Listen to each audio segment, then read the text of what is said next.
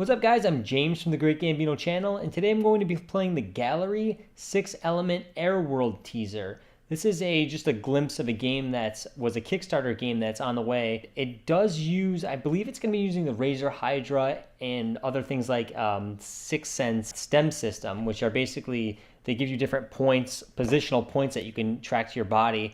And you can put your arms and everything into the game, and I think that's going to be much more immersive. You can use, I know I've seen demos where they have like lights, it's just like glow stick lights, and you're in a cave and you're holding up the glow stick to the walls of the caves and making out puzzles and different things to solve to get to the next part of the game. It looks really cool. I don't know too much about it other than that, so we're going to just hop right into this demo and check it out, and I will have a link down below if you want to check the game out for yourself. So let's jump in. All right guys, here we are. Let's start it up. Yes, very gorgeous. Sorry guys if I'm acting a little goofy tonight. I have had a few drinks, but it's alright. Just having some fun in the Rift. Don't drink, kids. It's bad. Going through the picture into another world. Wow, this is crazy. I feel like I'm in the never-ending story. This pillar is really standing out to me for some reason.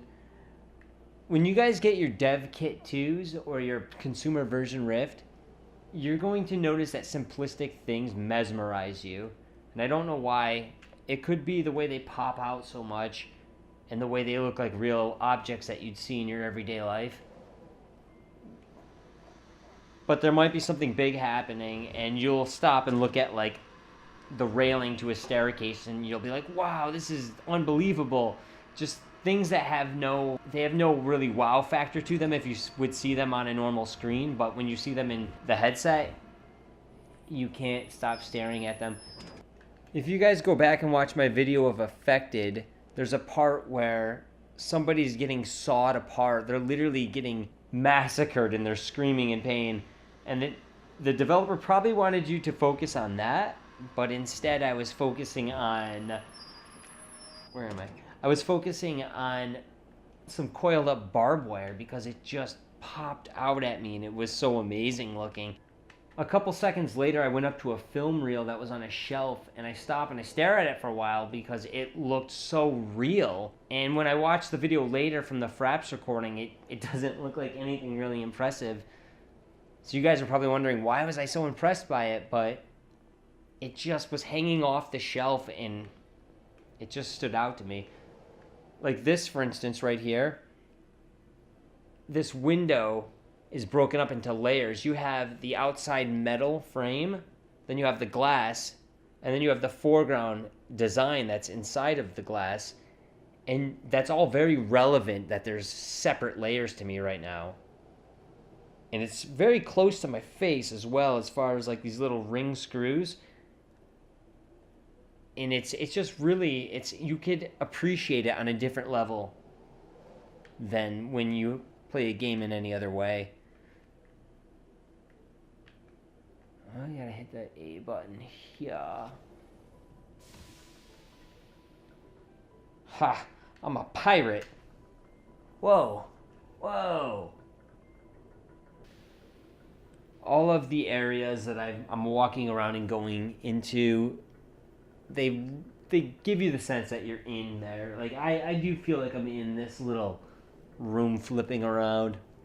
Right now everything is impressive because it's such a different experience than you're used to. PlayStation 1, when that came out, I had Ridge Racer. Ridge Racer was a launch title, but it also came with a demo disc. And I remember there wasn't one demo, because I went from Super Nintendo, which as a lot of people did, they went from Sega Genesis or Super Nintendo to PlayStation 1. Every game on the demo disc that the PlayStation came with was impressive. There wasn't one game. There was games I wanted far more than other ones, but every game was impressive. And I feel like that's what I'm reliving. I feel like this is the level of how impressed I am with what I have here. Oh, that looks awesome. Everything I try on this, for the most part, as long as they set up the specs right for it to actually work right with VR, it's always impressive. And the comparison is to PlayStation, because you were exploring 3D environments on a 2D screen with PlayStation, and that was a first, because normally everything was side-scrolling or some sort of beat 'em up game like Final Fight. So having games that we could explore a 3D environment on a 2D screen was so new. It was such a different thing. Look at the shadow. Look at that. Look at my head. I want to get that shit. Check that out. That is so cool.